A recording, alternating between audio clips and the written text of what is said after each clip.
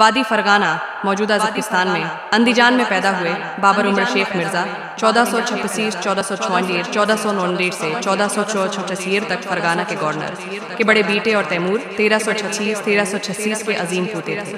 1405 بابر 12 سال کی عمر میں 1494 میں اپنے دارالحکومت اقسی کنت میں فرغانہ کے تخت پر بیٹھا اور اسے بغاوت کا سامنا کرنا پڑا۔ اس نے 2 سال بعد سمرقند کو فتح کیا۔ اس کے فوراً بعد ہی فرغانہ سے محروم ہو گیا۔ فرغانہ کو دوبارہ فتح کرنے کی کوشش میں اس نے سمرقند کا کنٹرول کھو دیا۔ 1501 میں دونوں علاقوں پر دوبارہ قبضہ کرنے کی اس کی کوشش ناکام ہو گئی جب محمد شیبانی خان نے اسے شکست دی۔ 1504 میں اس نے کابل کو فتح کیا جو الغ بیگ دوم کے شیر خوار وارث عبدالرزاق مرزا کے زیر انتظام تھا۔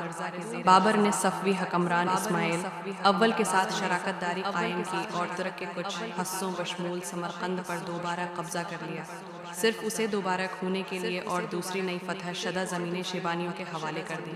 تیسری بار سمرقند کو کھونے کے بعد بابر نے اپنی توجہ ہندوستان کی طرف موڑ دی اور ہمسایہ صفوی اور عثمانی سلطنتوں سے امداد لی۔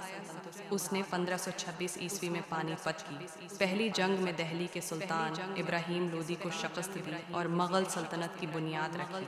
اس وقت دہلی کی سلطنت ایک خرچ شدہ قوت تھی جو طویل عرصے سے ٹوٹ پھوٹ کا شکار تھی۔ میواڑ سلطنت رانا سانگا کے قابل حکمرانی کے تحت شمالی ہندوستان کی سب سے مضبوط طاقتوں میں سے ایک بن چکی تھی۔ سانگا نے پرتھوی راج چوہان کے بعد پہلی بار کئی راجپوت قبیلوں کو متحد کیا اور 100,000 راجپوتوں کے عظیم اتحاد کے ساتھ بابر پر پیش قدمی کی۔ تاہم سانگا کو خانوا کی جنگ میں بابر کی مہارت سے فوجوں کی پوزیشننگ اور جدید حکمت عملی اور فائر پاور کی وجہ سے بڑی شکست کا سامنا کرنا پڑا۔